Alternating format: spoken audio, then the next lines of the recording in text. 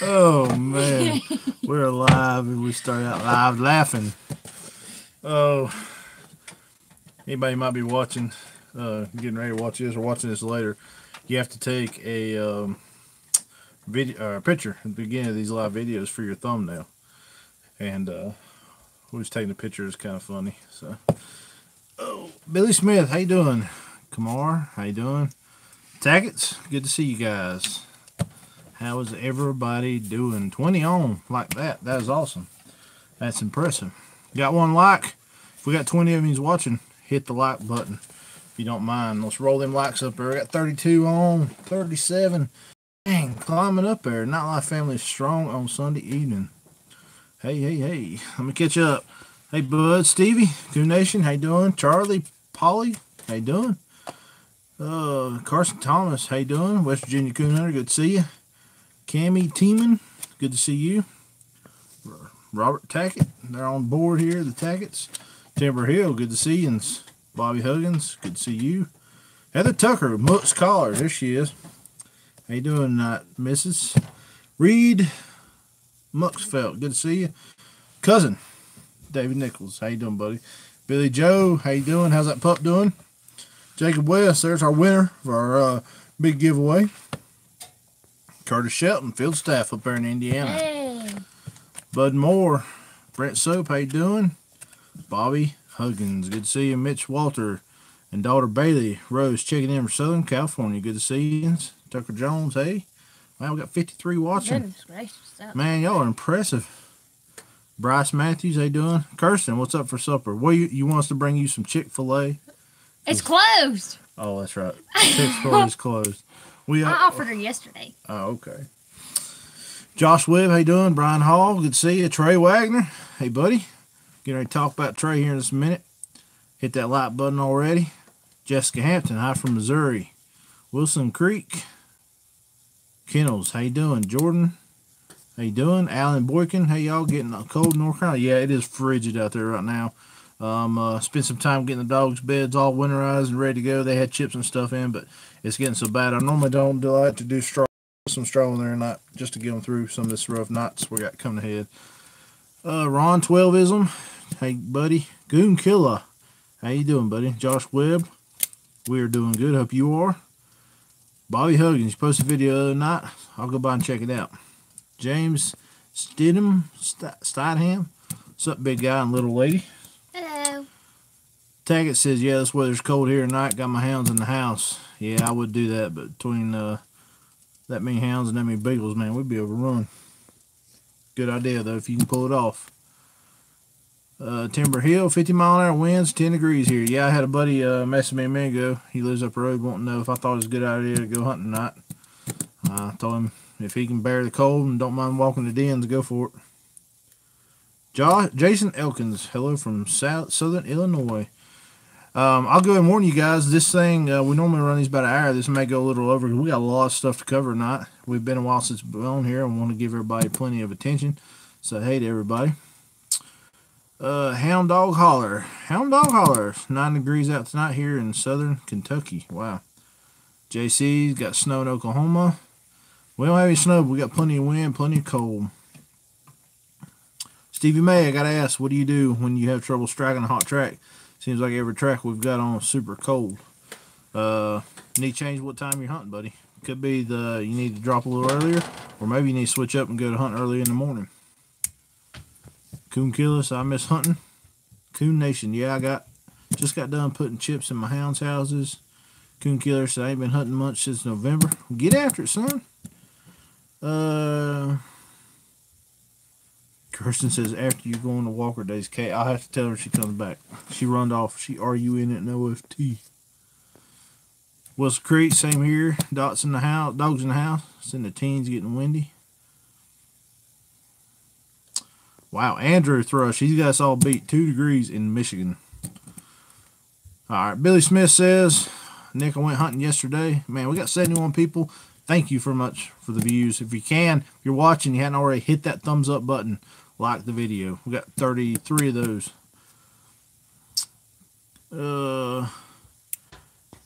Miss Nightlife. What? Kirsten says, are you going to Walker Days? Yes, she is. We're going to have the booth there at Walker Days in Union, South Carolina. So if you guys, that's the last weekend in February. If y'all are going to be down that way, come by and see us. I'll be at the Sport Dog booth with my buddy Kim. And Miss K here, Miss Nightlife, she'll be at the Sport Dog booth. Or, yeah, Nightlife booth right beside us. Board Blinds, how you doing? Cam Curtis says, hey, Nightlife family, today is the last day of Texas deer season. Going to drop the dogs on swine tomorrow for the first time this year. That is cool. Coon Nation, yep, we'll be at Walker Days. We got a Nightlife booth, and I'll be at Sport Dog. Is Kirsten Bishop going to Walker Days? Kirsten, are you going to Walker Days? I see the 10-4 there. Coon Killer says, I want to, but I can't because we have some really deep water. When I tell you deep, it's deep. Like you swim in water and ain't got time for it just to get pneumonia. I understand that. All right, we got a guy on here. Jordan says, does anybody know where I can find some red bones around Central Texas? Big plenty of supplies. James says, been hunting every night I can. My Clover dog's got 4 pups on her right now, hoping to stay warm. Yeah, you got to watch that stuff in this kind of weather. If you can, put your heat lamp out there. That's what we do. Billy Smith says, when's Walker Days? It is the last weekend in February in Union, South Carolina at the fairgrounds. Jonathan, how you doing? Kirsten says if she can get somebody to stay at the shop, she will be there. You can do it. You can do it. I got something I want to talk to you guys about. We got 71 on here. Nobody click off right now. I got something really important I want to show you. Recently, we have a young man. He's a supporter of our channel, and he's a big-time supporter of mine on Instagram. And he asked me to go by and check out his YouTube channel recently. And so I went by there and checked it out. And I'm going to be honest with you guys. I don't know. His name is Trey Waggoner. T-R-E, and is Waggoner, W-A-G-G-O-N-E-R. I'm going to go ahead and show you a picture. Hope this ain't backwards, but that right there is his YouTube channel. And I got to be honest with you guys, this boy right here is probably putting out better videos than anybody on YouTube, including myself. I mean, he is really putting out some good stuff. So, this young man right here, let's see, he has 73 subscribers. I don't know if y'all can see that right there. He only has 73 subscribers. There's 73 people watching this right now. I mean, there's 73 of my subscribers on here.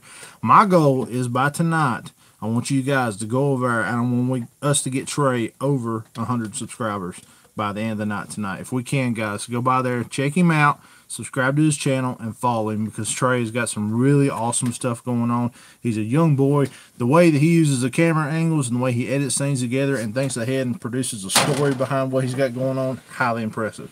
One day I might have to get this boy to film for me. He is really, really good. So, just want to give that shout out to him.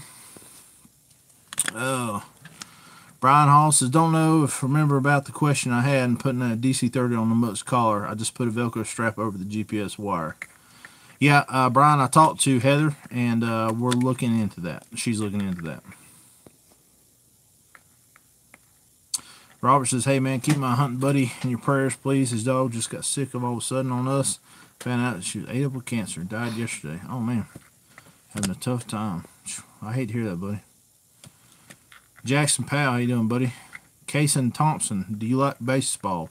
A little bit. I used to watch it long time ago, back when the Braves were really hot, and I'm talking, that was like back in the 90s. So we watched that a little bit, but I'm not really eat up with any sport. I don't watch a whole lot of anything, honestly. Tambriel says the guy is who we contacted Modern Day Outlaw for red bones in Texas. David says, okay, so what's his channel again so I can look him up? Trey Waggoner, guys. This is what it is. This is what it looks like. Big TW, Trey Waggoner, 73 subscribers. I'm going to scroll up here a little bit. This video right here is the one that highly impressed me. Besides the fact that he's got a blue tick in here. I'm just joking, Trey. He's got some awesome videos, I'm telling you. This boy right here is going to blow past all of us YouTube channel guys, Coon Hunting YouTube channel guys one day. James, Robert, and Jana, if you're close enough, I'd like to give you a pup for your buddy. Cool, check that out. Yeah, Brian, I seen her some pictures of what the DC-40 looks like, and we're looking into that. Not saying we'll get anything resolved on that, but we're definitely looking into that. Wilson Creek says I take offense at blue tick joke. Just joking. I like them. Yeah, she likes them. I'll be honest with you, we've seen a blue tick pup and a grown blue tick down at Grand American. Very nice. Yeah, very nice. My next one. If I could find a blue tick that looked the way I wanted it to and was a good dog, I would not have a problem with owning it. I really wouldn't. Let's see. What else I want to talk about here? It's been a while since we've been on here, and I'm glad we got so many people jumping on here and talking to us. Want to talk about what has happened since the last time we talked to you guys. Well, the biggest thing, we went down to Grand American, and Grand American, we had our first nightlife booth down there, and the sales were unbelievable. People showed up, like Thursday and Friday was really slow, but the weather was horrible. Saturday, it's just like the floodgates open, and sales were coming in left and right. People were coming by. We had a bunch of people come by, wanted to meet us and take pictures, which is, we just can't quite grasp why anybody would want to do that, but it's really nice. It's really nice to have people who care so much and want to meet us, and we love meeting people.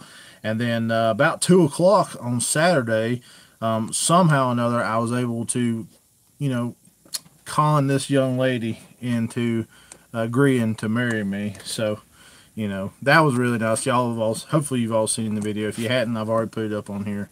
But yeah, Grand American was awesome.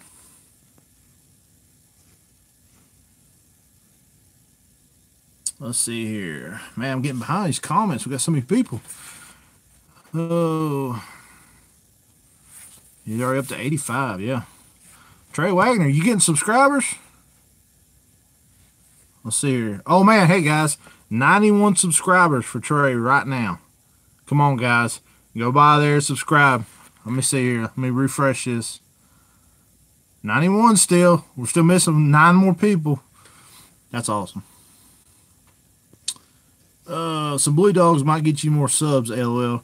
But I will tell you one thing. We have agreed that filming and showing more breed dogs is a good thing. We've tried to do that this year. I've got a few people around me that hunt some blue ticks and some English dogs, and we're trying our best to show off different breeds. I know my little cousin's got plots. We're going to get him on here pretty soon. Had him on here last year. Wilson says, have you ever line bred dogs? Me and my buddy had a conversation about that. What's your thoughts on it? I personally never line bred. I had a line bred dog one time. It didn't do so well. I'm not going to say it had anything to do with the line breeding per se, just maybe in the dog personally. But I've never actually personally done any line breeding. Stevie, yeah, I will contact him, but you can also contact him as well if you don't want to have to wait to work through me on that deal. But yes, I'll reach out to him for you, Stevie. Boardwise asked, what do you think about the ATV boxes you got? Well, me and Miss Nightlight took them out the other night, and they worked really, really well, didn't they? Yeah, they're just not a one-person load. yeah. You might, well, if you got big fat dogs like Hyde, you might need help getting your dogs in them. But the boxes worked awesome. They look really good. They function really good. I really love the boxes. I got one that was made a little bit smaller on purpose for the front of the ATV so I could see around it better. The one on the back is a little bigger. Hyde fits in one in the back, no problem. Nick's fits in one in the front real good. Putting 2 dogs in there, you could do it, but it wouldn't be something you would want to drive a long ways. Like, I wouldn't put the dogs in it and then, load the forward on a trailer and haul them down the road for a long ways. It's just something you're going to drive, half a mile to a piece of property or something and cut your dogs. You could do it. You can make them live with it. They'd be fine. But, yes, they worked out great. Thank you, Timberhill. We appreciate it. Howie says there is a link for Trey's site. Did you post it up somewhere? I subbed to Trey. Congrats, y'all. Thank you, Alan. Appreciate it. Let's see what Trey's up to now. 99 subscribers. Y'all see that? Currently. 99, Trey. We're going to get you that 100 subscribers tonight. Beast Mode says congrats on your marriage. Thank you. We're talking about marriage in the fall this year, right? Yeah. So we'll release a date, hopefully before too long. Kirsten says she sit up straight, young lady. You're not my mama. Stevie says, I'm not in a hurry about it. Okay, buddy, I'll reach out to him. Congrats on marriage, beast mode again. Trey Waggoner, we're about there. Thanks for the shout out. You're welcome, buddy. Let's see here. Trey is at 102 subscribers now. Way to go, Nite family. If you're watching this and you still haven't subscribed, though, hit him up, Trey Waggoner. Oh, well.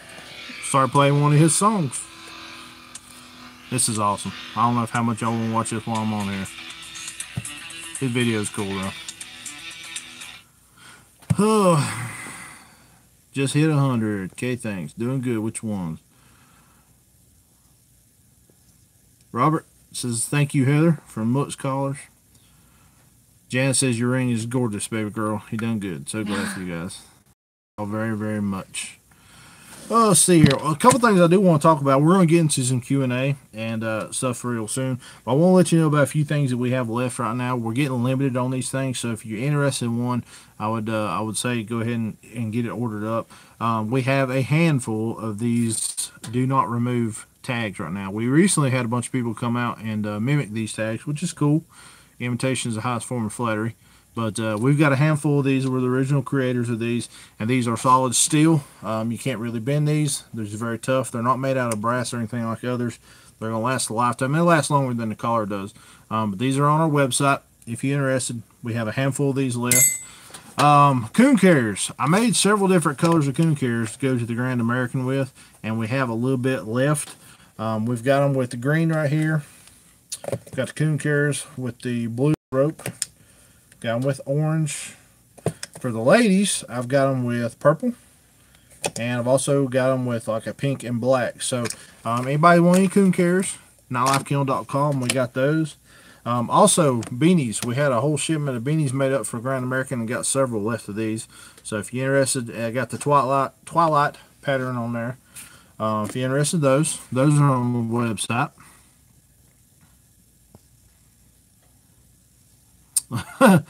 Let's see. Dermax says courthouse wedding is a way. I don't think my parents would be too happy about that. Trey says, Nite families treat me well. Thank y'all for the support. You're welcome, buddy. Anything we can do.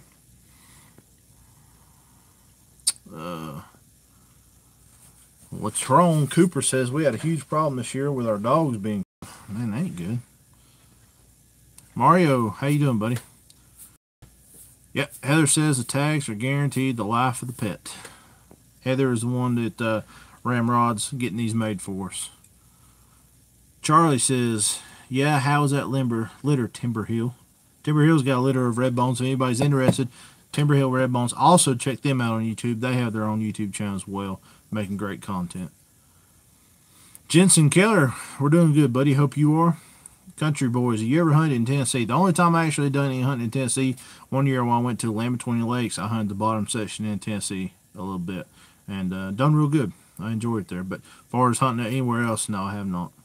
Or no, I take that back. I did go hunt, what's the name of that place? They have a big coon hunt in December every year. Clinch Mountain Outfitters.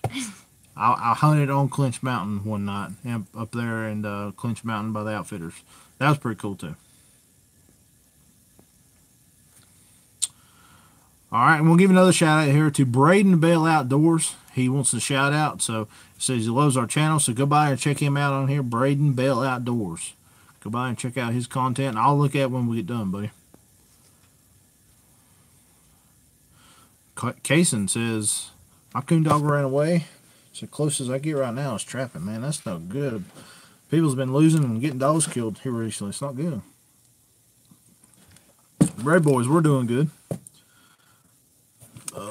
Steve Henry, when will most females stop lying when they say personality is more important than looks when it comes to a relationship? If that's true, then why are so many less average looking nice dudes single? Most females mainly care about looks and money when it comes to relationships. Pretty much all females want 7+. Steve, you got a little dirty. You out of here, buddy. Tackett's, Stevie or Caitlin, either one. Steve Henry needs to get out of here. We don't take any profanity on here. Timber Hill, You're welcome. Yeah. Steve Henry's getting bad. Kason says, have you ever shot a deer? If so, then how many points was it? Actually, I used to do a ton of deer hunting. I'm not like the best deer hunter in the world or anything like that, but I've probably killed a few dozen deer. Especially when I was younger, we used to have leases in. We had lease Kentucky, had South Carolina, and Georgia, and North Carolina. So biggest I ever killed was a 9-point. He wasn't a big 9-point, but that was the most points I ever killed. Killed a lot of 7 and 8 points. Good. Steve's gone. Thank y'all guys. We have moderators. Go ahead and take the opportunity to talk about that. We have moderators on there. Miss Nightlife, the Tackets, and Stevie May. If you come on here and you're going to be vulgar, you're going to have profanity, or you're going to be nasty, you're out of here. We keep this clean. So anybody's more than welcome to post anything on here as long as you keep it PG and you keep it clean. Trent Smith said, what made you want to start filming, and what do you think is the hardest about it? Be honest with you, I found myself, I used to go out and take little short clips just at the tree. A lot of people do. You see all over YouTube and stuff, and I was just, I don't know, one night, I think my dad had a GoPro, and I never used it, and he didn't use it, and he's like, you should take that out and give it a try. And I took it out one night, and there was a little thing called Quick something. It was an app you could get for GoPro that kind of took all your clips and put them together in one little video for you. You didn't really have to edit it much at all. And I did that a couple of times. You'll notice some of my first videos are used with that app, and I just liked it, and I thought, well, that's fun. So we started doing it. I would say what's the hardest about it is you got to do a ton of stuff twice. Like, you can't just pull up and cut your dogs. You got to set up your camera, work all that. And when you're going through the woods, you're trying to keep track of your dogs, know what's going on. If you got pups, you're trying to train, and you're trying to get good footage all at the same time. It's just working camera angles and stuff like that. It really, honestly, people don't understand when you're trying to film a hunt. At times, it can actually make it more like work than hunting, and it can take the fun out of it at times. It really can.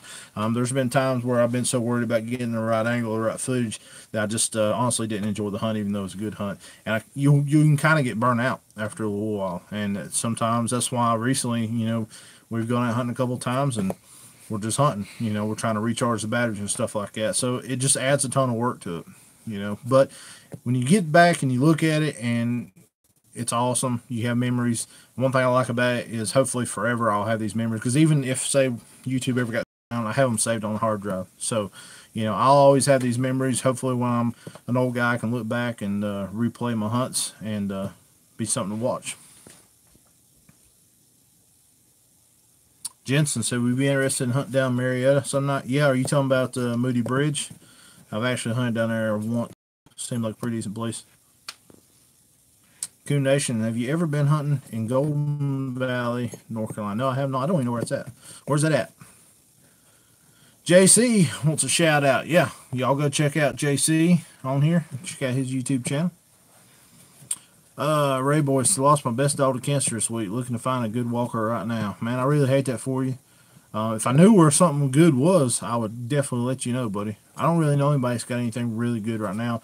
If it's not something I would own, I wouldn't recommend it to nobody either.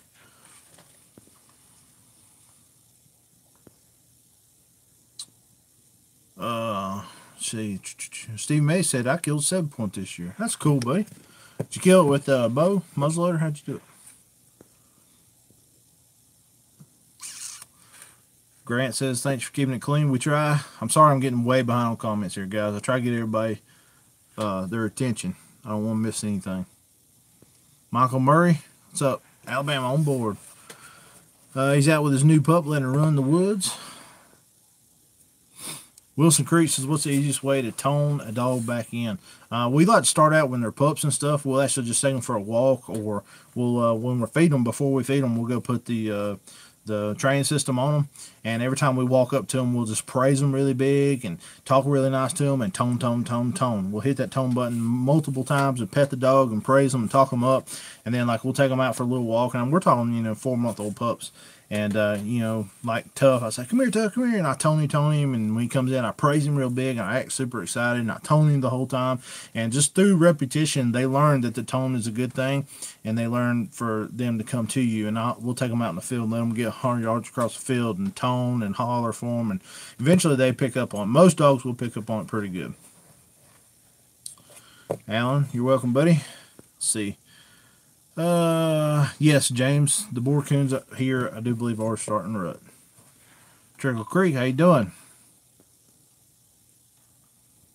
Yeah, I know, Brian. I need to get up to Virginia. I tell you, I was supposed to get to Kentucky. I was supposed to get to Virginia. I was supposed to go see Curtis up there in Indiana this year. And, man, just everything with my schedules just went to pot this year. And I ain't been able to do half the things I wanted to. I haven't even been able to coon hunt that much. Coon Nation on the state line in Gaffney. Yep.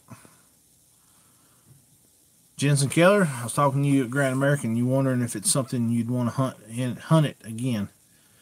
Yeah, I actually didn't hunt the Grand American, buddy. I was just down there working.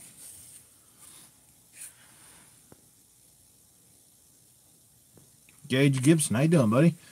I would ask for a shout out, but I only got one video. Wilson Creek, we'll go by and check him out anyway. Y'all go check out Wilson Creek. We're more than glad to give a shout out to you guys. It seems like in the last year since we started our YouTube channel, there's a lot of guys out there starting YouTube, and more the better, the way I see it. I hope everybody gets 10,000 subscribers. I really do. For one thing, it brings a good light to the sport and to houndsmen. So the more good publicity we can get, the better. Let's see. Robert says they're rutting up there in Kentucky.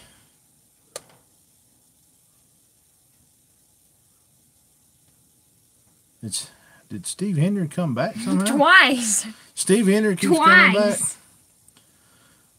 We got a troll on here, guys. Twice. Steve Henry keeps popping up in here. Sorry about that, guys. Trevor Creek says we're buried in snow and -8 temps. Dang, -8. Well, he's got the record. We were like 4 degrees earlier. Kentucky Hunter, how you doing, buddy? Steve says you have more trouble treeing coons during the rut than the fall. No, not really. I just have longer tracks, but luckily I don't mind getting in deep, so we do pretty good. Honestly, we don't see a big difference in them. Maybe with pups we do, you know, inexperienced dogs, but the experienced dogs, Steve, we do pretty good. Trail Creek says they got some videos on YouTube, but more on Facebook. Check you out. Rebified TV, Rebified. Yeah, we got him out. I don't know, guys. James says block his iPhone address, IP address. I don't know how to do that, guys. If one of the moderators can figure it out, great. If not, we'll just keep knocking him out of here if he keeps coming back. Sorry, guys. Brian Hall says, is Trey Waggoner looking for coon dog? I'm not sure. Trey, if you're watching, holler and let him know. Yeah, country boys, that's a hard thing. Experienced dogs, they're really hard to find. A lot of guys are trying to get rid of their junk this time of year. Woodrow Smith says, have you clicked the block button on Steve? Yes, Woodrow, we have, and he keeps coming back. Like, he keeps creating another account or something and subscribing. He's very passionate. And he's very passionate about being vulgar. Mm-hmm. Wesley says, have you ever had a dog backtrack much? Not a whole lot, but I have had Hyde do that like 3 times. But yeah, most time he'll do it though, and then he'll turn around and come right back in, go the right way.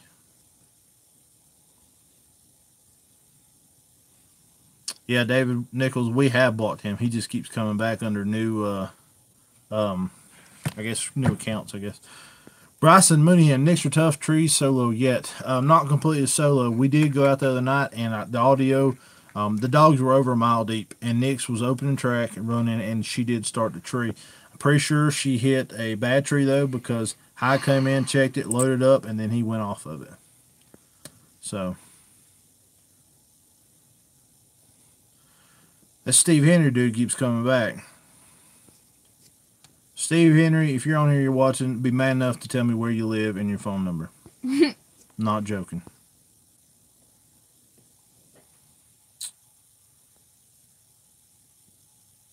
Yeah, JC, we blocked him. He just keeps coming back. Y'all are blocking him, right? Yeah, I just reported him to YouTube. Yeah, report him.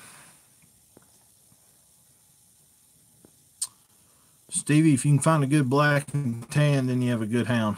A bit of true one is hard to find. I'm taking the hound out for first time solo. What are things to be aware of? Just one thing, you want to make sure your dog, I guess make sure your dog minds you. You want to make sure your dog's going to come back to you when you need to and ain't going to just run off and act crazy the whole time and be gone. Heather said she reported him too. Good. Maybe they'll do away with him. I'd say, yeah, best thing to be aware of is just make sure your dog's going to mind you and handle well. Because if you got a good dog that'll handle well no matter what else happens, you can get control of the situation. I always want to make sure a dog's going to handle really good. Like Nick's, it's time for me to solo her out. She is striking run track with that, and she is treeing. And here very, very soon, she'll be going out by herself.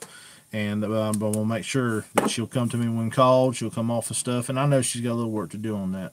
But that's probably what I would say. Make sure you got a good training system on your dog. Some kind of shocking system. I don't care if it's sport dog, Garmin, Daltra, whatever. Make sure you got something where you can tone that dog or shock that dog, stimulate that dog if you need to. Okay, Ron12ism has got a very good question. It's something I was going to talk about tonight. He said, my son needs a new light. He hunts I'm hooked there. He hunts 3 to 4 nights a week. Year-round. What would you recommend for the money? Well, I'm going to be honest with you. We recently become a dealer for K-Light. And one of the new lights that K-Light has out right now, this is a really small light.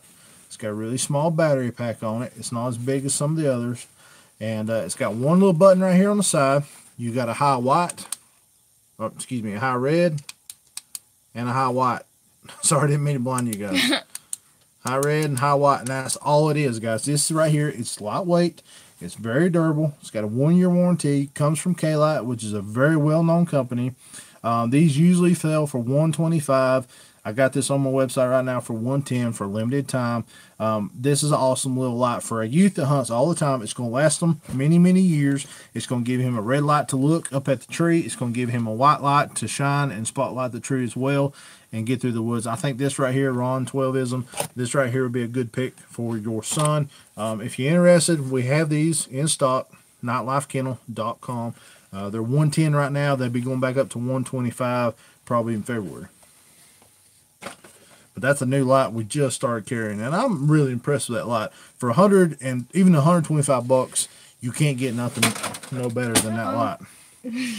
I'll send you a different one than that one because I just dropped it.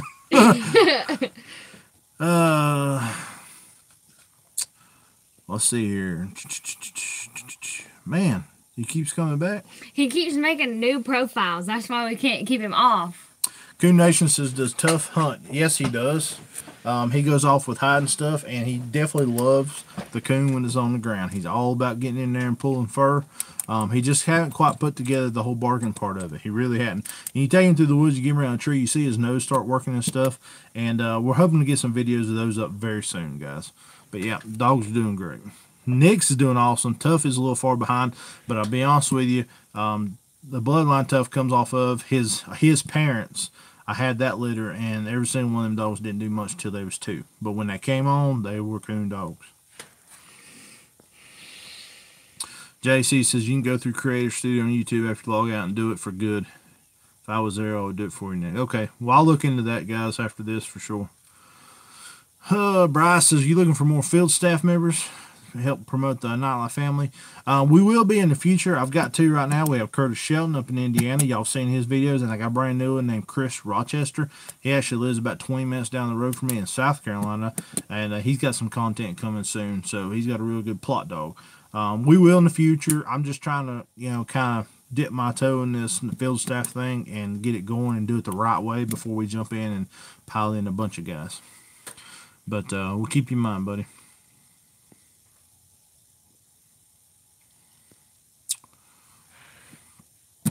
Jordan says, I never really liked hunting walkers. My parents don't like them. They want me to get blue ticks, but I've always wanted a red bone. Don't matter what color it is, buddy, as long as it'll hunt coons. Ray Boy says he got a K-Lite Ultramax. Couldn't ask for a better light. But I think they quit making them. Yeah, I think they did quit making the Ultramax, but they got several awesome lights out. The K-Lite Zoom's really good light. We have those in stock here. That's called the Firefly. If anybody's interested in one I was showing a minute ago. And she's got a brand new light that they're going to debut down at Winter Classic, which reminds me, Winter Classic is around the weekend, February 8th. Me and Kim Bishop will be down there at the Sport Dog booth. So if anybody's going to be down at the Winter Classic, come by and say hey to us. Grant Brown says, I love my K-Lite I just got from you. Grant bought one of the Zoom Pluses. Cyrus, one of our biggest supporters as far as on the website. Cyrus bought a lot of stuff from us. Miss Nightlife. Hello, Nightlife family. Love y'all. Hope everybody's doing great. We love you too, buddy. Hope you are too. Nathan says, congrats. Glad to call y'all on. Thank you. Brittany Pierce, how you doing? Alan says, you all need to get married and want to hide as Trey and Coon. Well, he will be in some of our engagement pictures, so. Yep. We've lined up engagement photos and stuff. Definitely going to have the dogs in those. I'll tell you, the place we've talked about getting married at, probably got some coons. That's some rough hunting in there. Maybe I'll only have 2 hours. Maybe I'll cut hide, then we only have 2 hours. take my nuptials. 2 hours. Country boys, well, you have to take that up with hide. I can't control how hide trees. Well, if you leave him at home, he'll be fine. Can't leave the dog at home. Nichols. Country boys say I'm taking my dog in the woods, but they come back and don't tree every time. What can I do about that? Push them in the woods when they come in like that, especially if they haven't been gone just a few minutes or something. Take them by the collar, walk them down the woods, and shuck them back in there and tell them to get in there and make them hunt. Don't let them come back to you. Trigger Creek, so far, the Mooks collar is working out well for us. Yep, we've had a lot of success. We've sold a bunch of them and had a lot of success with them. Colton says, what's a good way to keep your hound from running too far off in the woods? Colton, I got to ask you before I answer that is, why do you not want your dog to go very far? What's your reason? And then I can try to help you out. Hey, Nightlife from Jared. How you doing? JC, what is the field staff? Is it the club? No, JC, what it is, we got 2 field staff members right now, and basically what they do is they help us promote the brand and the business, and they also film some of their hunts with their hounds, and they send them to me, and I edit them and put it up for them. Ray Smith says, I never trained dogs before, but I have a mountain cur. I got him started on squirrels, wanting to know what would be the best way to get him or Coon to make him a combo dog, or should I just keep him on squirrels? Ray, I'm not sure. Also, I've never had a lot of dealings with the curs, but a lot of people make them dual-purpose dogs. So, if there's anybody on here that does curs and knows much about making them dual-purpose, if you will comment below, maybe you and Ray can exchange numbers and y'all could talk about that. I'd hate to give you information, Ray, with me not really being very, educated on that. But I think it's a good idea to do both because it seems like the curs take to that very well. Jensen said, what's the biggest coon you have ever shot out? I killed a 24-pound male coon, just wondering how it compared to y'all's big ones. We actually don't have real big coons around here. Our mountain coons, they have to travel so far for food. They keep the fat wore off them pretty good. The biggest I killed was just under 20 pounds. It was 19-point-something pounds, and that's not a big coon compared to, like, you guys up north and stuff. But if you break 20 pound here, you've done really awesome. I know a couple guys, like a handful of guys, who tree 24 pounders. Like I said, I like to break my 20 pound mark. I haven't done it yet, but that 19 pound whatever coon it was, it laid, its nose was on one end of the dog box, had a full size dog box at the time. Its nose was on one end, and the base of its tail was nearly at the other end, and its tail hung over the other side. So that's how long that coon was. Dylan, what's the best breed of hound in your opinion? Well, I'm partial to walkers, but I'll be honest with you, it's just for looks. I like the look of a walker. Be honest with you, I wouldn't say there's one breed out there that's really doing any better as far as making coon dogs than anything else. I really wouldn't.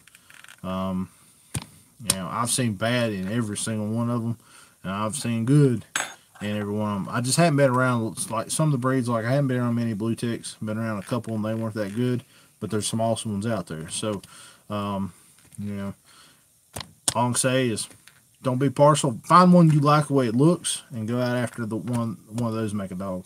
That's what I did. I like the looks of a walker, so that's what I'm sticking with. I want a dog I know looks good too. Billy Smith, thank you for congrats. Stephen Mason can't trim at the house, can they? So Robert says to Ray, if you started coon hunting at night, put a couple on him and he will do both. Stevie says he's killed one was 32. Wow, that's big. That's massive. Stevie, you'll be getting one, buddy. Country Boy says I got a dog that carries the coon from the tree all the way to the Jeep. Have you found that makes your dog ill? Because I used to do that in early days, and my experience was letting the dog carry the coon made it possessive of the coon and made the dog ill. But that was just my experience.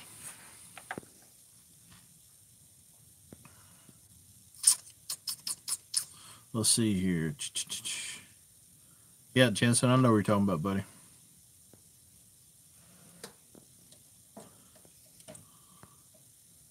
Okay. Let's see. Something else I want to talk about. Alright. Product spotlight here, guys. I want to talk about this Mooks palm strap, Peace of Mind strap. Put up a video the other day about this thing, and I want to give you guys a really good look at this. We had... we're frozen. Are we frozen? Okay, now we're good. We had people that expressed concerns worried about this buckle right here coming loose.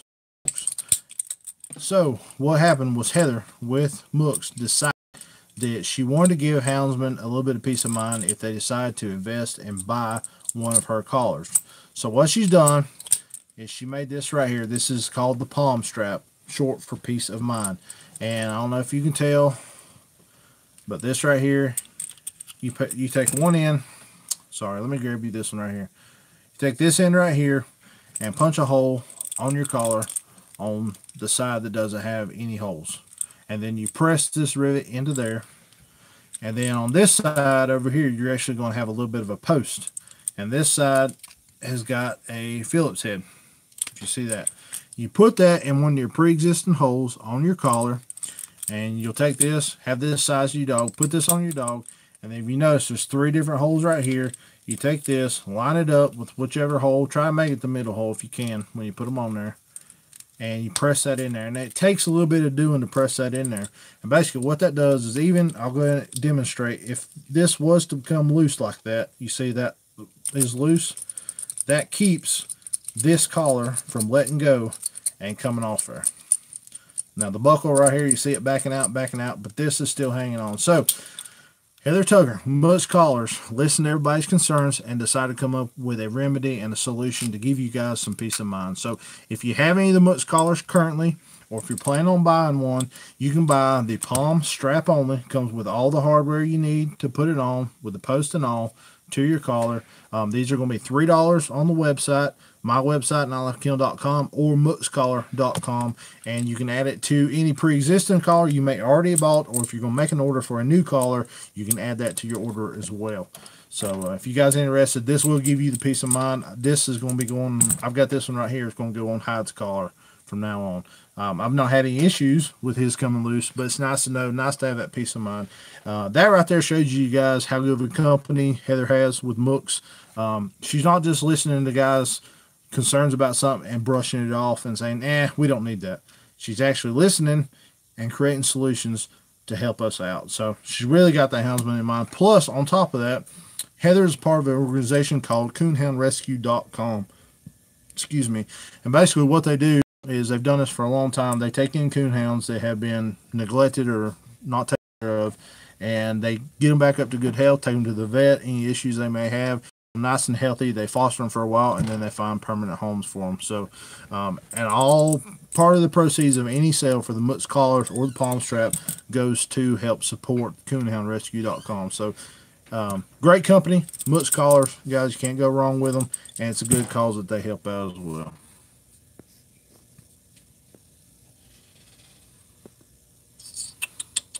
get caught up here. Tag it so you'll get your invitation for sure. Steve says, would you consider hunting a black and tan if you pay me enough? No, I'm joking. Yeah, I would. I don't have a problem with black and tan. There's not a breed out there that I would not hunt, honestly.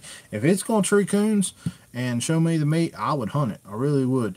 The only thing I don't particularly like, and this is just a preference, is I want a dog to sound like a hound. So the curs and the plots sometimes don't sound very houndy, and even females like Nick, she don't have a hound sound to her, and I don't like it. But not saying, you know, get out and train coons is what it's all about. Those are just preferences, I guess you'd say.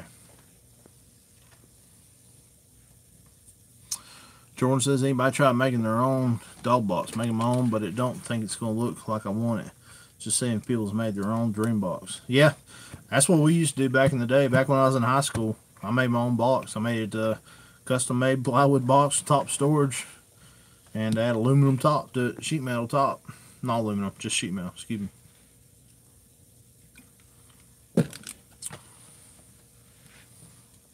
Colton says, I've been hunting with someone with a hound once, and it's the most fun I've ever had, so I'm trying to get into it myself. I'm curious if you ever become an issue getting them back. Yes, it can, Colton. That's when you need to spend plenty of time with your dog outside of hunting. Take it on walks, take it to a field, take it to fenced-in area, and work on the dog coming to you and behaving you and handling. And that's when you guys hear me talk about kennel manners and lead manners and handling manners. That's what I'm talking about. You need to get the dog familiar with you and comfortable with you before you take it to the woods.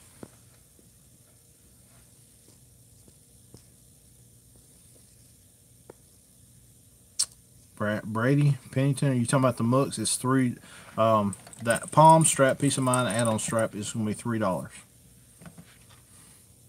From what I'm told, Heather, if that's right, please, if you're still watching. Nathan says, got a young dog, 1-year-old, just started hunting himself, but is hitting off game. How long before I come down on him? Don't want to discourage him since he's just getting going. He's 1-year-old. Next time he does something, you need to get on him. That 1 to 2-year-old mark, that's your time you need to be fixing that.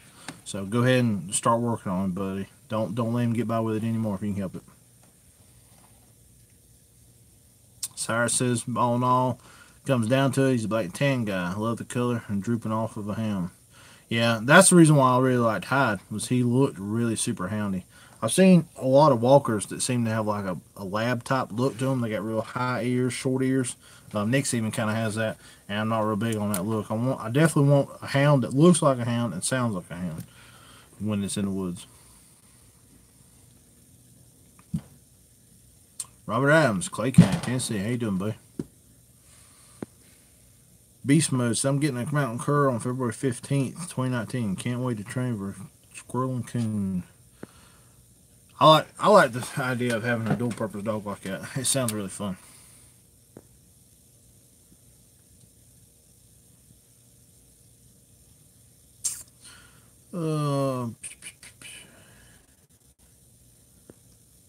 Nathan says, I'm if they want better accommodations, he can win one. Talking about at the hunts. Jordan said, I've been trying to build a water system into my dog box so it's easier for them to cool off after a hunt. As I'm driving home and found out it's harder than it sounds. Yeah, we just towed a jug full of water and some ice and some bowls. In the summertime, you'll see us with that quite a bit. That's why we've got 2 or 3 of these little jug coolers around here.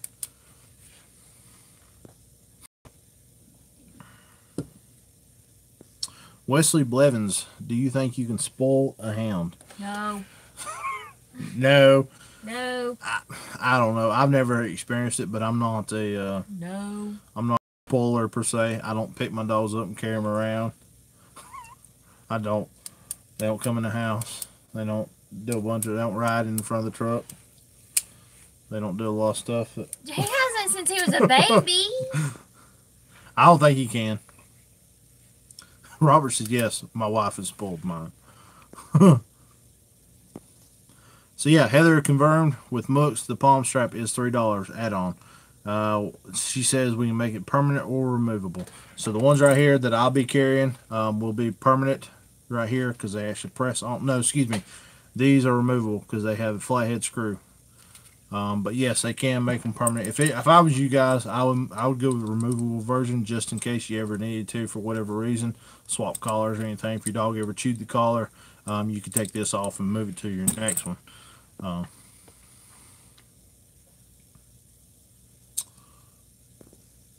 Bray says, "Hi, I am just getting started coon hunting with my dad. We are doing good." That's awesome, buddy. Good to hear. Always glad to see new people getting into it. Excuse me, guys. My throat's getting really dry. Heather with Mooks says she got 2 red ticks. She's getting a red bone in April. Heather, you're going to have to get you a real dog. You're going to have to get you a walker one day. Michael Frazee, how you doing, buddy? Jan says, I had baby dogs when they were little. I honestly did. Ray Boy says, I like a big dog more than a little dog. How about you? Yep. Closer to the 100, 110 pound mark, the better for me. Stevie says, I've seen walkers with blue ticks, even tree squirrels of the day and coons of the night. Now, I have had a female one time. She got real bad. She was running squirrels at night. But I broke her of that. Broke her real quick. Crystal's got an idea. I think it'd be better for the reception. I feel like that would be better because who wants to watch us get married? Yeah, nobody wants to watch us get married. Robert Janetary, I'd rather have a small hound. Those big ones are hard to handle. Everybody else told me to hush. Knock him out, John. Beast mode. Count down the days. 26 days till he gets his.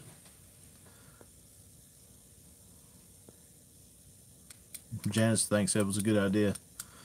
Hunting, fishing, trapping says, what do you do about a blue tick constantly slick treeing?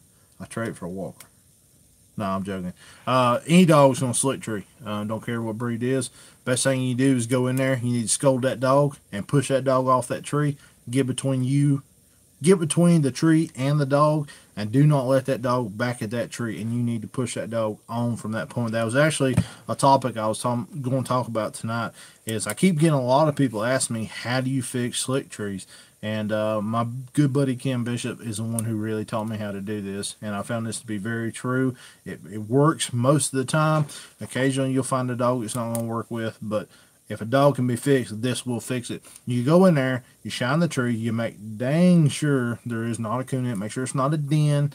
You know, there's no possible chance that dog don't have it right, and you're just not seeing it because you definitely don't want to scold the dog off of an accurate tree. Get in there, and you take your cloth part of your lead, or you take a switch, and you scold the dog, grab them by the collar, and you push them on in the woods, and you get between the dog and the tree, because a lot of times the dog's going to want to come right back to that tree. But you scold that dog, and you make them go on, and you do not let them come back to that tree. That tree is yours. You claimed it. The dog can't come back to it. And you make the dog go on and hunt. I see a lot of guys will go in, they'll scold their dog, hook their dog to the lead, and go back to the truck. The only time I could see doing that is if you absolutely have to go home, it's way too late, or say you've run out of hunting ground, you're on the back side of the property, and you can't hunt on for some reason like that. But if you have the hunting land and you got the time, you need to make the time to push that dog and make them hunt, because a lot of times a coon will be not very far off. I've seen coons another 40 yards be in the tree. So you may, if you pulled your dog off and left, you may have just walked away from a coon about in sight. So, but I've done that with a female one night down in South Carolina game land. Kim Bishop was with me. 9 trees I walked to that female, scolding her one after the other, and finally ended up with a coon at the end. That dog actually never did square up, straighten out. But that's what you got to do. You got to make the time to scold and push on. Don't just scold and go home. That's the key. Push on from the tree. Make that dog learn to check its trees and go on if the scent goes on before he or she starts treeing and tells you to come into the tree. That's the whole key behind it.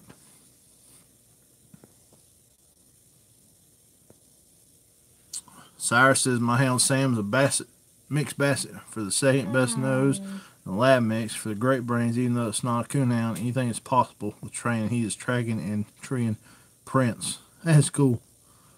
I bet being a basset and a lab mix, I bet he's got a lot of brains about him. I want to see that. And an awesome nose. What does that look like? Cyrus, you hit me up on Facebook before, right? Message me a picture. Miss Nightlife wants to see. I do too. Yes. I want to see a picture of your dog. Robert says, yeah, Jan told her we were going to the wedding. Heather says, I got jokes tonight. Yeah, Jensen, we will be at Walker Days. We will have a Nightlife booth. Miss Nightlife will be there, and I will be at the Sport Dog booth. Crystal, thank you very much. Have a good night.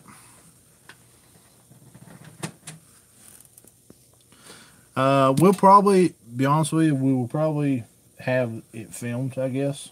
Wouldn't you imagine? Possibly. And probably put it up on YouTube later on. You know, I would think it'd be doable, wouldn't you? We'll probably be able to get somebody. Yeah. Somebody to film it. If nothing else, I'll have somebody set up my camera and just press play, and later on I'll edit out the part where she runs off, and you know I'll get a stunt double to come in and make it look like she really did marry me. And Come on. gotta get good with my editing. Oh, look. What? Curtis said he'll film it. Curtis, I'll film There it. we go. Come on, Curtis. Come on. Curtis gonna film it. Oh, see, Robert says, hey, Nick, my buddy wants your opinion on how to get shyness out of a dog that has been mistreated.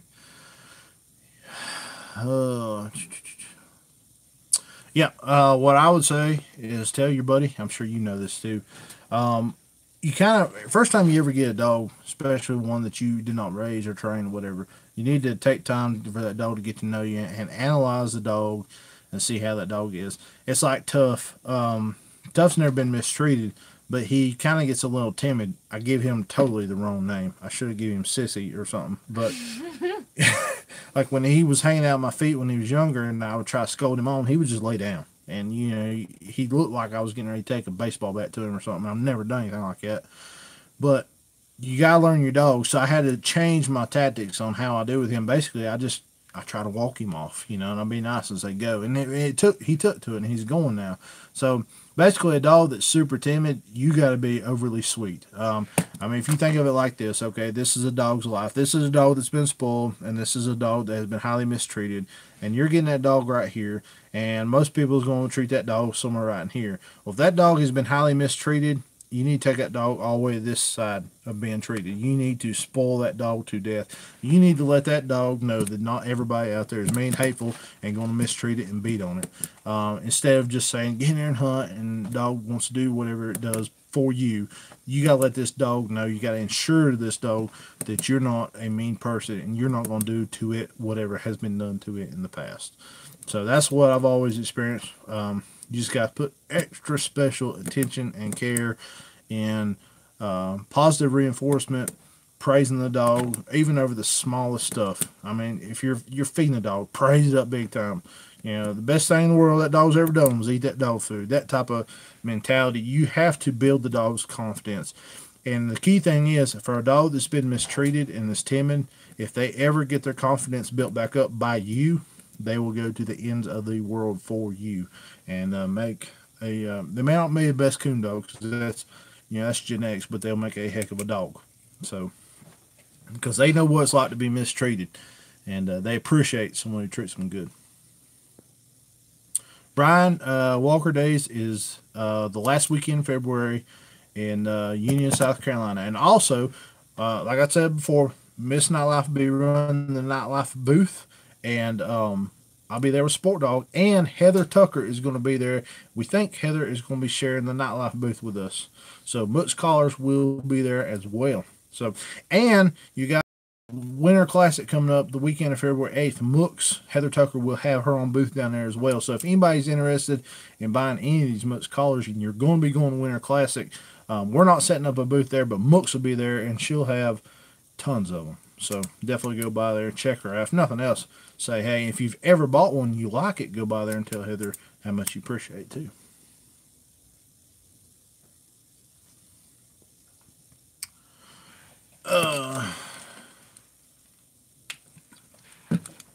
Kitchen up here, guys.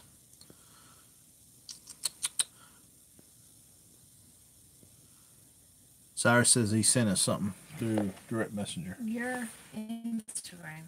Instagram. Okay, I'll check it out in a little while, Cyrus, after I get off here. Robert says he loves your videos. Who we talking about? Oh, Brady loves Timber Hill's videos. Awesome. That's awesome. Timber Hill's got a lot. Timber Hill has a ton of subscribers. I was on there the other day checking things out. You put up a video, and I was like, Instagram too. She got an Instagram? Yeah. I didn't know that. I'm sorry. Yeah, just recently. Timber Hill, I apologize. I'll go follow you on Instagram. Didn't know that. Jack Norton, what is your everyday carry? What do you mean by everyday carry? You talking about when I go coon hunting, or you talking about every day when I feel like being a ninja? And you do have throwing stars. I have throwing stars, and I do know how to sling them. I do not know how to make them sticking things, but Sorry Outdoors says, what's the longest track your dogs have run a track? Can we just talk about not ours, but Kim Bishop's? Yeah. Yeah. Well, my dogs, the other night, we were what? A mile? We were over a mile from where we cast, and we was 2 miles from a truck. And that happens on a regular basis. Hyde, honestly, is a deep dog. Deep dog. He gets in a mile a lot.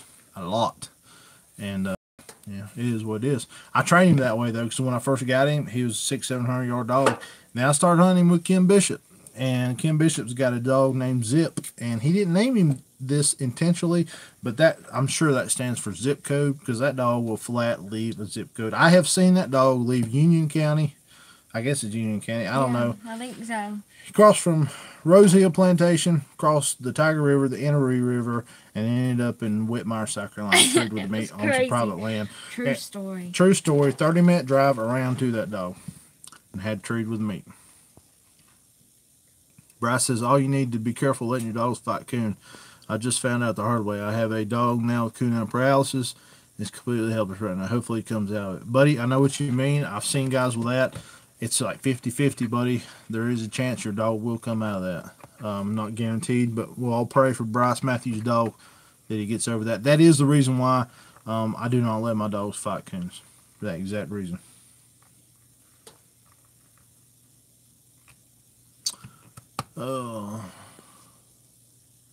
Trail Creek says, what kind of hunting is around you in South Carolina? There's a ton of game land. Tons of game land. Ron 12ism wants to know, how is Miss Nightlife's rescue dog doing? He's really good. He's finally getting chunky. Chunky and staying chunky. Yeah. He's happy. Yeah. Old Jasper, he's got a good life. Every now and then we take him out hunting. He don't make the best coon dog, but he will tree every possum in the country. If you got possums on your feeders. Yeah, but he'll tree on command.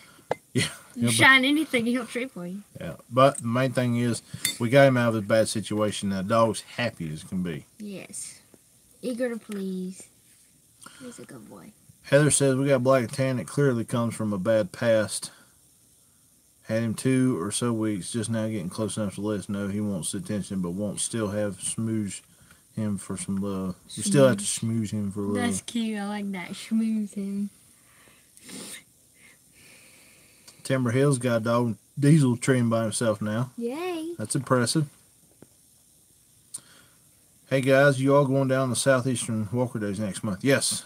Caden and Katie will have a Nightlife booth there. Miss Nightlife and Heather from Mooks will be there. I'll be at the Sport Dog booth.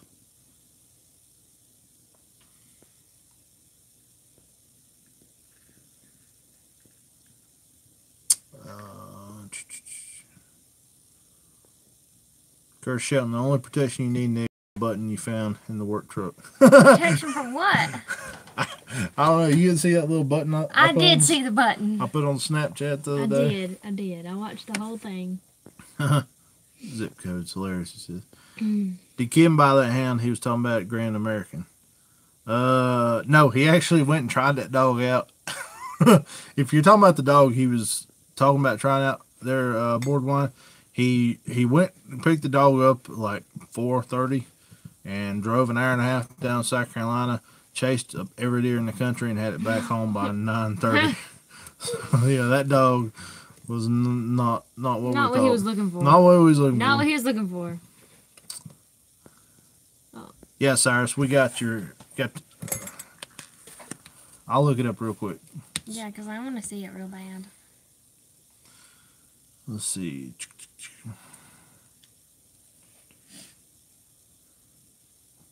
Haven't got it yet, Cyrus. You say DM on Instagram. I have not got it yet.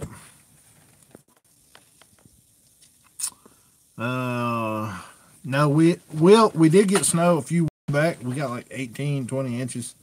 But no, recently we have not. Jack Noten says, I love your channel, love coon hunting. What's your favorite dog? Well, first off, thank you very much, buddy. We appreciate your support. My favorite dog is a Walker. I'm just a Walker man, mainly because of looks, though.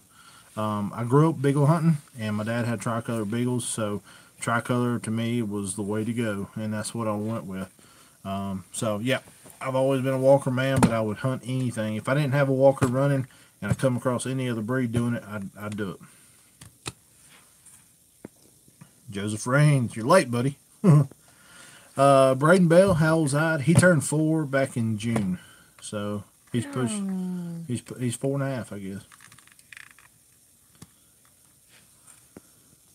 Thank you, Timber Hill. Let's see, Nathan, y'all coming to the national championship in Salem, Illinois, or walkover days? No, I am not. Haven't really heard about that. I'd be open to coming up there and checking it out. I don't hunt any competitions though, but I'd be cool going and checking it out. JC says, Swain, always try a dog before you buy. Can't stress it enough. Dog trailers like car salesmen. Watch them, at least in my experience. Yeah, and you know, the guy that was selling this dog, honestly, I don't think he was trying to be like a dog trader and be unhonest. Just everybody's opinion is different. And what my opinion dog is doing and what some others' opinion of the exact same dog can be totally different. So that's why you just got to get out there. The only way to interpret, you know, what it is out there, get out there and hunt with it. So, yeah, Robert Hyde's getting there. So, he's at the golden age. He's a good boy. Hope to get several more years out of him, hopefully. He's super sweet. I also want to talk about, too, if anybody is a plot man, if you guys are into plots or even you like seeing plots, next Saturday in Greenville, South Carolina, they're having a plot sectional. I think Thursday or Friday night one is like an all plot hunt. And then Saturday, they have a treeing contest. They have a bear bay, a mechanical bear bay. They have a bench show. There's a couple other competitions. And Saturday night, they actually have a UKC hunt open to all breeds. And I'm going to be down there. Miss Nightlife's going to be down there, where I'm actually going to be filming the whole thing. One of our field staff members, Chris Rochester, he's ramrodding that deal. He's in charge of it down there. And he invited us down just to make a film of it. And we also want to promote those. So if you know anybody in upstate South Carolina or North Carolina or Tennessee, you don't mind doing a little driving, you got a plot, and you want to hunt in an all-plot hunt, it's Thursday or Friday night. Greenville County Coon Club in Greenville County, South Carolina on Facebook. You can look them up. And or you can go to my Facebook. I've shared it on there, and go down there and support that. And if nothing else, if you're not too far off that Saturday, you want to come down. You can meet us if you want to, and you also get to see some cool stuff with the you know, the bear bay, the treeing contest, the bench show. They got like a youth thing going on. It's going to be a lot of fun. So I want to help promote that and get that word out there. It grows a little bit more and more every year.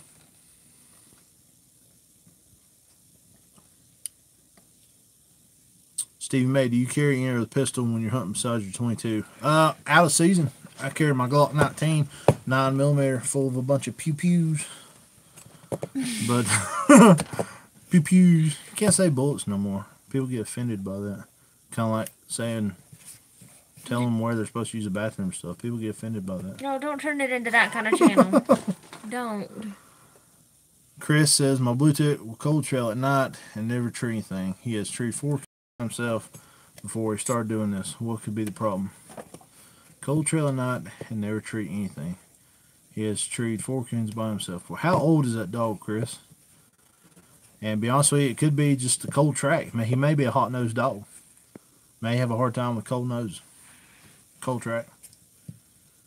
Alan, you ever got any coons mounted? No, I've always said that if I broke that 20-pound mark, which is a big coon for here, I know it's not for a lot of you guys, that I would have that coon mounted. Now, I did recently, can you reach up there and grab that?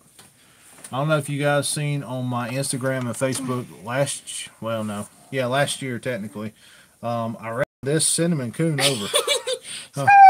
I wish I had treed this coon, but the fact that it was a cinnamon coon, that's the only reason why I actually had this tanned. And I wanted to save this because it's cinnamon coon. Cinnamon coon's pretty rare. So yes, I had this one tanned, and it just hangs here. I actually used it to demonstrate how to use the coon carrier that we sell on our website. But what you doing? I'm gonna put it back. Hang it back up. But no, I haven't had one mounted. And if I ever break that 20-pound mark, that'll be the coon that gets mounted. Or we used to have really old black and gray mountain coons here, and now we get them now. It's got a lot of yellow to them. If I ever kill an old mountain coon with the right colors, I'll mount that one too.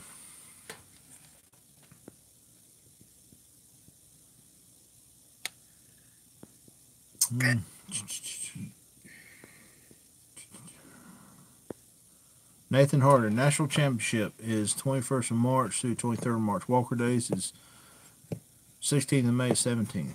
Buddy, I'll look into that. I wouldn't mind riding up there and checking it out. They have a lot of vending stuff like that there. Chris says that dog's too. Yeah, that's probably got a lot to do with it. Your dog is still developing. You're not going to have a finished hound until he's 4 years old, probably. But Robert's talking about try hunting it real early or real late at night. Try to get on the right tracks. It's probably a cold-nosed dog, but being fact it's 2 years old, that's probably just inexperience. And the more you hunt, the harder you push it and put it in the woods with some good hot tracks, the better it's going to do. Robert says, Nick, when you getting back in the woods? I actually went this past Wednesday or Thursday.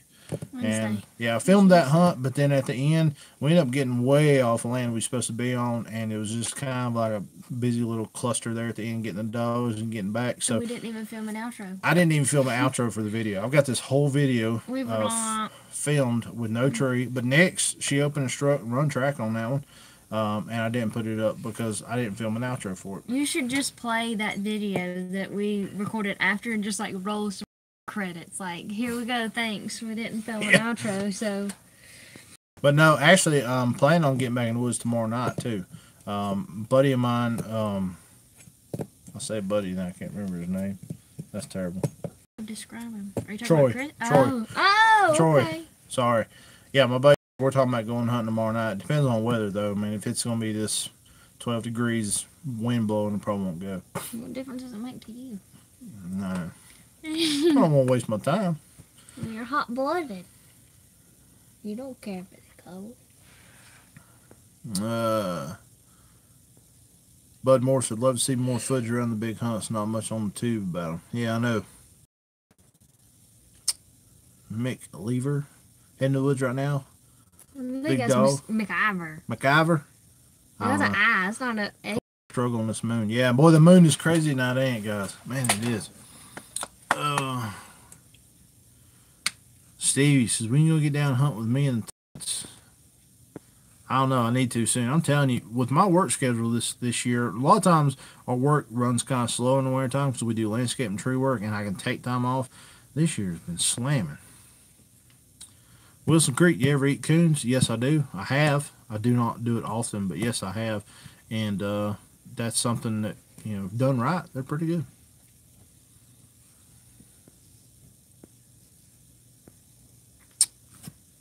Trickle Freak says, do you know if there's any type of youth hunt at Walker Days? I'm not sure, honestly. Yeah, there is, because those kids from, isn't there? I tell you, kids. Trickle Creek, if you were on Facebook, look up either Ronnie Mace, M-A-C-E, or there's another guy, can't remember his name. Anyway, look up Ronnie Mace and message him. He's part of that whole thing and kind of runs it and helps set it all up. And ask him. He would know more about that than me. But I feel like there was, because those kids that came down from wherever Delaware. they're from. Yeah, because I think they hunted in it. Maybe. Ray Smith says, I missed what you said about the bear band. What is it for and where at? Okay, the plot sectional is at this coming weekend, I think the 25th. January 26th. Okay, yeah, 26th. At Greenville County, South Carolina Coon Club. Greenville County Coon Club. They have a Facebook. Greenville County, South Carolina. The day, I think it starts like 8 a.m. They're going to have, it's a plot sectional, so it's kind of geared all towards plots. The first night, I think Thursday night maybe, or Friday night, they have an all plot hunt. You have to be a plot registered plot to even hunt in that one. Then Saturday they have a bear bay. It's a mechanical bear that moves and stuff, and they put the dogs in there and they let them bay. And there's a contest to that. I don't know exactly how they judge that. They also have a treeing contest. They have a bench show, and then Saturday night they're actually going to have a UKC registered hunt to where any breed can enter that. So we're going to be down there the day of Saturday, and we'll be filming pretty much every bit of it, and I'll get together and put together a video for you guys.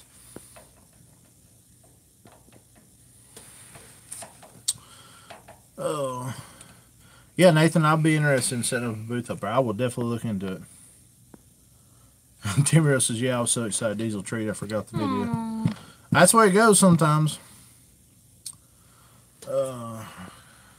Ray Boys says he's about to upload the final hunt with his dog before the cancer got him.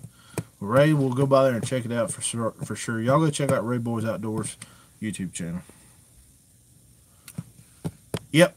Cyrus got a good point. Coons taste like a sweet roast beef if cooked right. You are right, they do. It makes an awesome pulled barbecue. It really does. Gosh. Like a pork substitute. It does. It I does. believe you. I'm just. You're not a pulled pork fan, so. And neither should you be, because it made you sick last time you did it. It was the person who cooked it. Yeah. I don't think you should say that, because she's upstairs.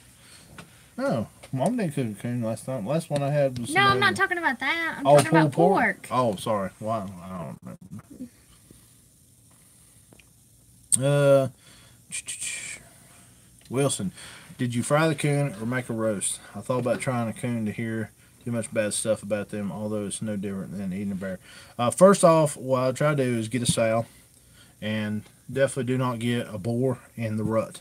The more in rut and gamey a boar is, the worse it's going to taste. You can't cook that taste out of them.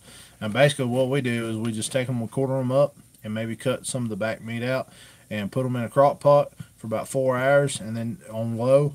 And every hour or so, if you're around it, just go in there and try to dip all the grease and stuff off the top and add some more water. And any kind of seasoning or anything you want to add to it, like you would any kind of roast, would be fine to do. And then after 4 hours, just take it out and we just pull the meat off the bone like you would pork. Put in a plate, and you could put barbecue sauce on it or do it any way like you would a roast. You could put mixed vegetables, potatoes, green beans, stuff like that in there. Make like a pot roast, however you want to do it. The key is cook it low and slow for a good long time and take that grease out of it as often as you can. Because that way, if it's got any gaminess, most time it will cook it out. Brandon says, appreciate what y'all do as y'all grow and progress in the hound world. I think it would be cool if you had field staff with every breed of hound just to mix it up for different breed fanciers. That'd be cool. Yep, Brandon, that's kind of what we're geared towards. Our Curtis, he's got walkers, but Chris Rochester, he's the one running that plot sectional. He's got plots, and he's got a plot dog named Maximus that is one of the best dogs around. Cool name. It is.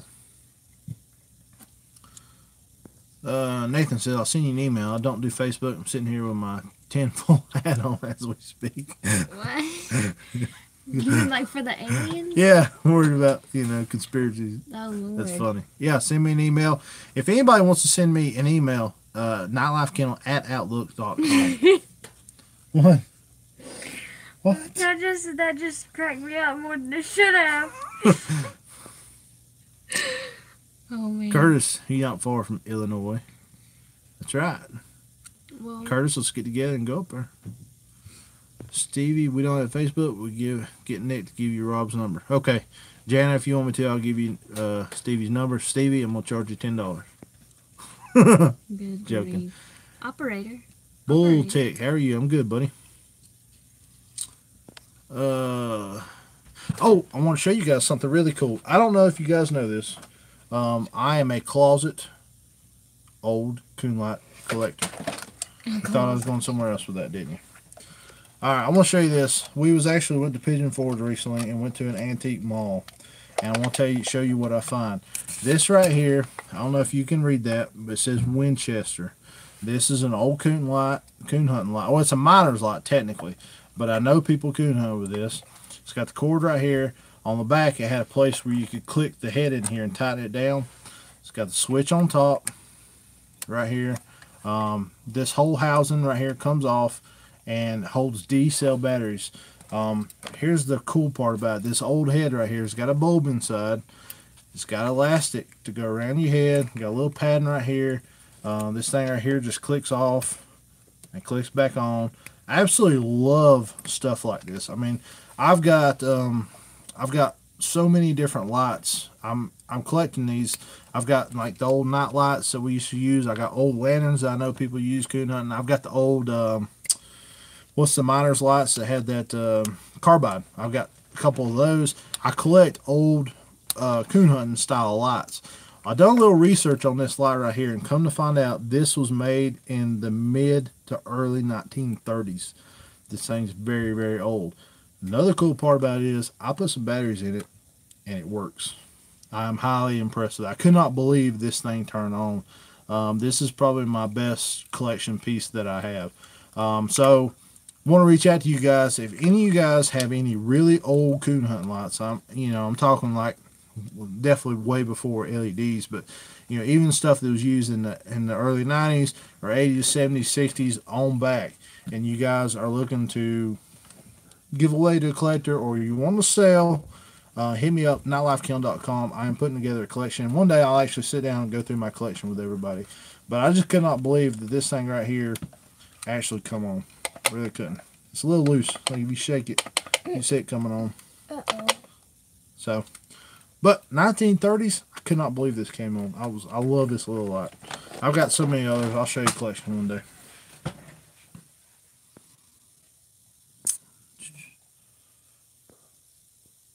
Yeah, but it is pretty cool, man. Yeah, Stevie, one day I'll show all the lights. That's the only one I got that actually works.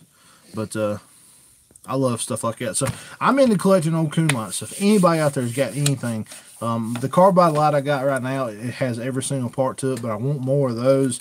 Even the old really big, bulky, like red night lights, I've got 2 of those, but I want more of them. I collect that stuff. I absolutely love it. And one day, whenever we get our house built, which we're getting that ramped up right now, I'm going to go ahead and have like shelves with them all in it, and it's going to be really cool. Alex, look how cute that is. I think this is a dog. Cyrus, we got your picture of your dog. Look how cute it is. He's got tiny little legs. He is cute. It's a miniature lab looking I dog. love it. Look at the tail. Cyrus has a cute dog, buddy. That is so cute. Alex, I researched that light. If you go on there and hit old Winchester Mine lights, there's a picture of this exact light in 1930s. So cool. So we were talking about this light's 80-something years old, and it still works. And Robert says he remembers having to hunt with them old 20-pounders. Yeah, I was actually thinking about it, that Kentucky going out and doing an old school hunt, and I cannot turn my dog without a tracking system. I just can't do it. No. Now, I could turn him on with it and not ever look at it. I could do that, but I'm gonna have to have the tracking system on him. Yeah, I tell you, Alex, I was really impressed with this thing. Probably, well, my parents bought this light for me for my birthday, because my birthday is not long ago. This is like $80 for this light. So these things were probably like $4 back in the day or something. Let's see. My right leg is still shorter than my left because this 40-pound old red light. Somebody's got jokes. Alan, so you got any 3X shirts? No, I do not. I got some 2X. Well, I think we may have some 4X hoodies. Well, do we have some shirts? I don't think we have 3X. I don't have anything 3X right now. 4? Maybe. Alan, No, maybe we don't. I don't know. Alan, message me on Facebook if you have it, or Instagram, or nightlifekennel.com, or nightlifekennel@outlook.com, and I will let you know. Jack, my favorite coon squaller is the, hang on, I will get it for you. Well, actually I won't because it's out in my truck. But anyway, it's the JC Calls Nightlife series we have being made right now for us. JC Calls with Scott Christian and JC Calls. He makes some awesome coon squallers. He really does. Normally we carry those. We're out of stock right now, but they're really awesome.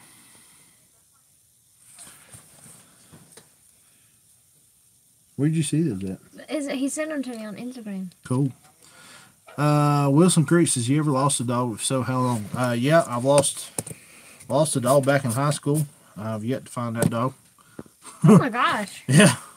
But that dog, me and my buddy, we bought that dog for $75. You talking about with Tater? No, my buddy Brandon, we paid $37.50 a piece for that dog. $37.50. We split it down the middle. We took it down here at Bottoms, cut that dog loose, and that was a junior in high school, and I have yet to see that dog. So that's how long I've lost one for. But no, I've lost one a couple times in the woods for like 24 hours at a time, and that was back before. That was like during the beep beep tracking system days. That was back before GPS. So You almost lost Hyde one time. yeah, I almost lost Hyde one time. Stevie said I use one of them old wheat mining lights. Stevie, if you still got it, buddy, I would be interested in that thing. Stevie, the hoodies are between $35 and $40, depending on what size you need. And I'll tell you, they run a little small.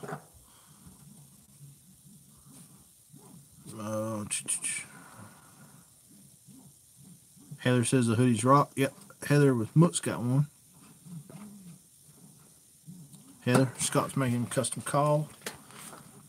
Everybody's into JC calls now. I mean, he's blowing up because he's making a great product. Yeah, I agree, James. Winchester needs to get back in the light business. Jack says he's lost a few in the coal mine before. Does he know anything about the Tommy knockers? Do you know anything about the Tommy knockers? Any of you miners on here? We watched the thing on TV about them the other night. Oh my God, what's behind you? Don't. What's behind you? Don't. What's knocking behind you? Don't. Okay. That guy sold me that same dog. He trains him to run home after you pay him. That's hateful. So that's the guy that done it, huh? I still know the guy and I know where he lives. Let's go talk to him. That's funny. I've never heard that. I'm going to remember that. Stevie says, my dad's light. He's been gone going on 3 years now. I like to keep it. Yeah, I don't blame you, buddy. I definitely wouldn't want to take something like that off your hands. Definitely keep that one. Big time memories of that one for sure. Big Country, what's up, buddy? Good to see you. Yep, like Timber Hill says, back in the day, when dogs wouldn't come back, you throw it down your shirt or your coat, and normally where you cast them, next day you come back, you'd find them laying there with it. Michael Case, thank you, buddy. Woodrow said he lost his for a week one time. Oh my gosh. I've had a couple of buddies lose theirs for a week. But found it. Yep. Yeah. One thing I did want to announce to you guys, we got 59 watching right here. If you hadn't already, please click the like button. I would appreciate it. Help us rank better with YouTube. One thing, I've had a lot of people ask us about these recently. The mystery box orders that we done a couple months ago, they blew up like crazy. We sold a ton of those boxes and people absolutely loved them. This week on our website, nightlifekennel.com, we will be making available the mystery box orders again. It's going to be a whole new different bunch of merchandise. Basically what it is, you're going to pay a set amount. We haven't got that dialed in. Say it was $40. You're guaranteed to get more than $40 worth of stuff. Now it may be $50 and maybe $30. I don't know yet. But basically, whatever you pay, you're guaranteed in the box to get more value worth of merchandise in the box than you actually pay for. And we do it as a no ETA. You're not going to know when it's going to ship. You're not going to know when we're going to process them and send them out. You prepay for it. If we have a set amount of orders that we would like to get filled, because we have to buy merchandise in quantity to get it at a discount to give to you guys at the discount, pass it along to you. So until we get X number of orders, we can't mail those out. And so if it takes 2 days for everybody to jump on board and order them, or if it takes a month, whatever it may be. But this week on nightlifekennel.com, and I'll have it on my Facebook, Instagram, and here, we will be dropping a brand new order for the mystery box orders. Guaranteed to have coon hunting supplies in it, something that you'll use about every time you go coon hunting, and guaranteed you will get more value in the box than what you're paying for. So,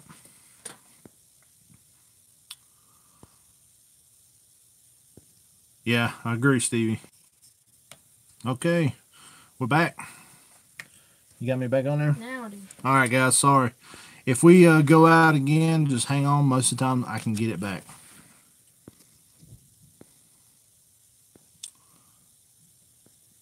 Stevie says, you ever had a dog took, and if so, how'd you get him back? I personally have not had a dog taken. Well, I had a guy pick up the dog one time, and we basically chased him down. He says he thought it was a bear dog because a bunch of bear hunters were hunting. And we just run him down, jerked his tailgate open, pulled Hide out, and dared him to say anything different about it. So you want to get on my bad side real quick, grab my dog.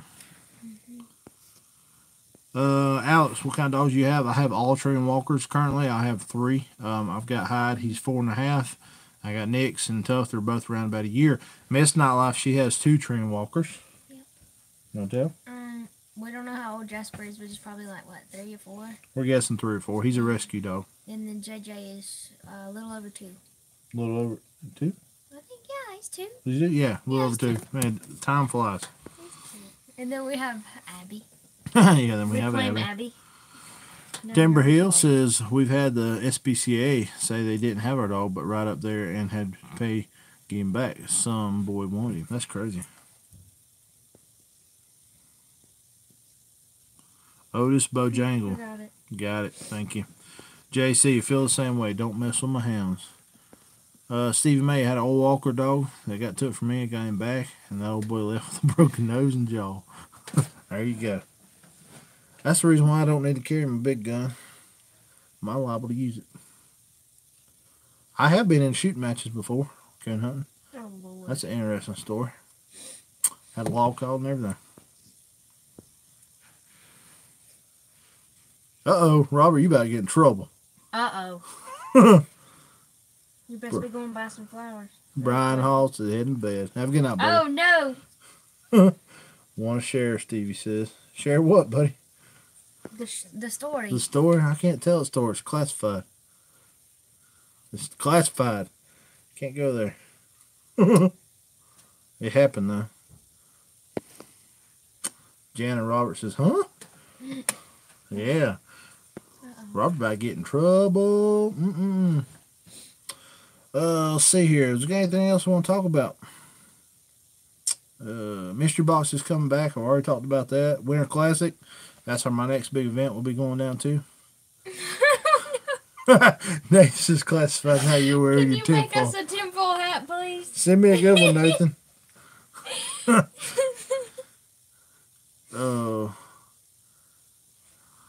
Let's see. Steve says, come on, tell a story. You already brought it up. Okay, I'll tell a story a little bit. So basically, we was hunting one night, and I had a little female named Ellie. Ellie Mae is what I called her.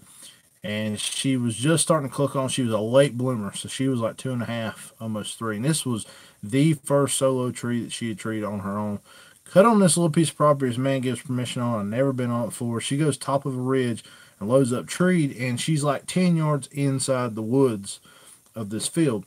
Well, the guy who gave me permission, he owned the woods all the way to the field, and the field owned was somebody else's property. So we weren't actually on this guy's property. We were not trespassing. And so I walked up there and shined the tree, and she had like 2 coons in the tree. And I mean, I was ecstatic because this was like her first solo. She had treed with other dogs before, but this is her first solo. I mean, be danged, these coons, one of these coons was hitting the ground to this dog. So pull out my pistol, my 22 pistols, what I was trying to say, Brown and butt mark, and I start shooting while my red dot was off on that thing. So I went through like a whole clip. Well, next thing I know is I'm reloading my gun, I hear a shotgun go off, and there's like a house a couple 100 yards in the woods, or across that field, I should say. And you could hear the pellets rain down through the woods. And you could actually feel the pellets bouncing off the jacket, and the pellets bounced off my dog. And that's all it took. I mean, the guy come out of his porch, he started cussing, ranting, and raving, and he shot 3 or 4 more times through the clip in the old 22, and sent some 22s en route to his house. And law got called, and law sided with me on this deal. They told me I was okay to retaliate. I was in defense of myself, and if I wanted to prosecute him, I could. Hey. But they said he was in his house hunkered down pretty scared, so I didn't see any need to prosecute. Oh, no. Oh, no. Derek, have you ever trespassed to kill a coon when your dogs treat it? Yeah, I've killed, not intentionally. I've actually been on people's property, shot a coon out there, realized I was there. But you know, it just depends. Like if Hyde gets in there and gets treed on somebody right now, he's a finished dog. We'll walk away and leave the coon. You know, I'm not about intentionally trespassing on anybody. Nick's or Tough Trees one, different story. You know, if I can get by, I ain't gonna do it in somebody's yard. You know, but if there's no houses around, I'll do it. But I'm not gonna try. I'm not gonna go back to that spot and try to get back in there on those people. I do try to respect everybody's property, but as all you coon hunters know, dogs can't read signs. You're gonna get on somebody else eventually. So, Jen says Robin finds us sleeping with the dogs. Cold night, Robert, to be sleeping outside. No, he says he's sleeping in the house. Have I ever hunted near Newberry? Yeah, we hunt down there pretty close there quite a bit. Yes, Stevie, I did get the coon shot out. Yay! Yeah, I took time to quit shooting at the man, knock the coon out, and get back to setting fire downrange. I'm joking. No, I did get the coon shot out, though. I did. She got her coon. And she started putting on good, and that dog done good for like another solid year. And then she got slick tree crazy, and I could not fix it. Sent her to my buddy Kim Bishop. He could not fix it either. Last I heard, I gave her to a 16-year-old boy who lives a couple counties north of here. And last I heard, he loves her. He just goes out in the wood and tree stuff. He's probably 18, 19 now. But yep, Timber Hill. I don't believe in trespassing either. It's going to happen on accident, but we'd never intentionally do it. Alex said he treed 2 coons in 1 tree Saturday night. That's awesome. Janice is not the house, the basement. We were going to shoot it, but it was like them two just disappeared. Brandon Taylor, good night, buddy. Yeah, sometimes you'll do that, man. You'll see a coon, you'll sketch an eye, and then that'll be the last time you see it. Stevie said we had a problem. We had people let us shoot a coon in someone's yard. Dog treed on Big Pine, and they let us shoot. That's awesome. I've had that happen a few times. We treed 2 one night. I'll tell a story. I normally never shoot 2 coons out, like never. And I kept going over this property in Polk County, and I cut Hyde in there, and he would go left-handed up down this river, and he was not. We did not need to go over. This was getting off property quick. We had property right-handed. We did not have but like 100 yards worth of property left-handed, and he kept striking and going over, and most time I'd tone him and make him quit and come on out, cast him down, we'd go tree other coons. Well, this one night, he must have been biting the hair out of these coons' hind end the whole way. He struck, I mean, he blistered out of the country. He went down there almost 600, 700, 800 yards. It was a pretty long ways. Load up tree. I'm like, dang. So here we go. So me and a couple buddies, we walked in there. We had to cross the river, had to cross 2 or 3 big creeks, cross the power line, posted signs everywhere. We get there, and sure enough, there's 2 coons up in this tree. I mean, he's blowed down tree and hammered good. And there's actually a video of this on my YouTube here. I actually filmed the hunt, but I didn't film knocking the coons out. As I was sitting there down the ridge, there's a guy with a big bonfire. And he started yelling, "Hey, who's up there?" So I walked down the ridge to him.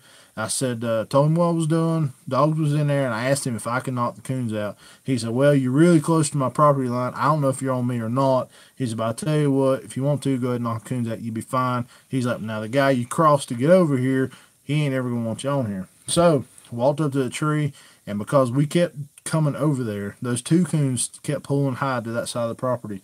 I went ahead and I knocked one out, and I knocked the other out because we actually had a pup there too. She started treeing, my buddy's dog started treeing. Knocked both them coons out because I did not want to have to go back that side of the property ever again. And so far, we've never had to go back on that side of the property. So that's the only time I ever knocked 2 out, and the guy told me, go ahead. So.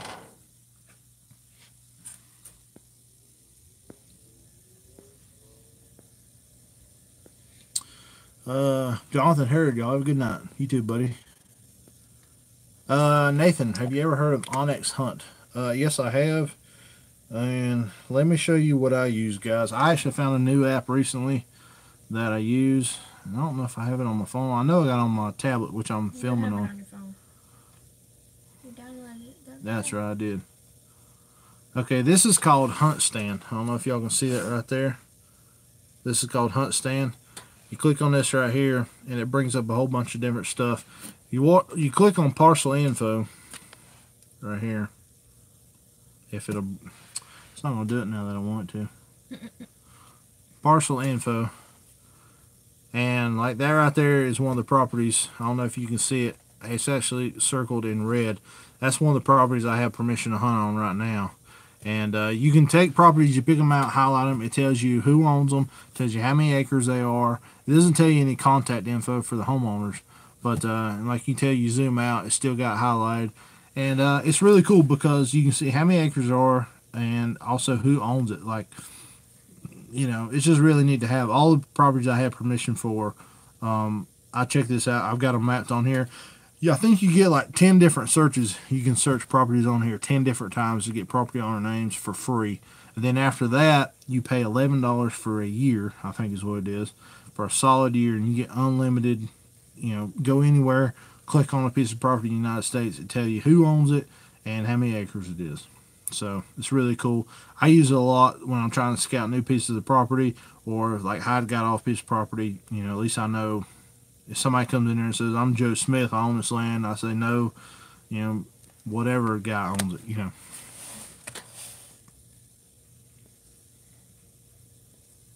Yeah, Stevie, I don't normally ever shoot more than one out either. That night, I was sick and tired of going that side of the property. We're just getting ourselves in trouble, so that's normally how we do it. That's the only time I've ever shot 2 out. Ronism says I treed one and the game warden front yard in summer. He shot it out because I was getting in his trash. That's cool.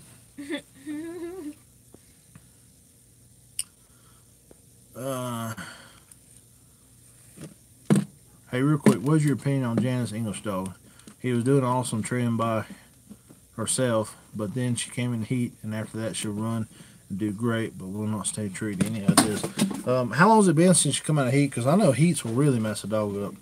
I'd say just keep pushing her, man, and maybe hunt her with your older experienced dogs, and maybe give her a little refresher course from what she needs to do.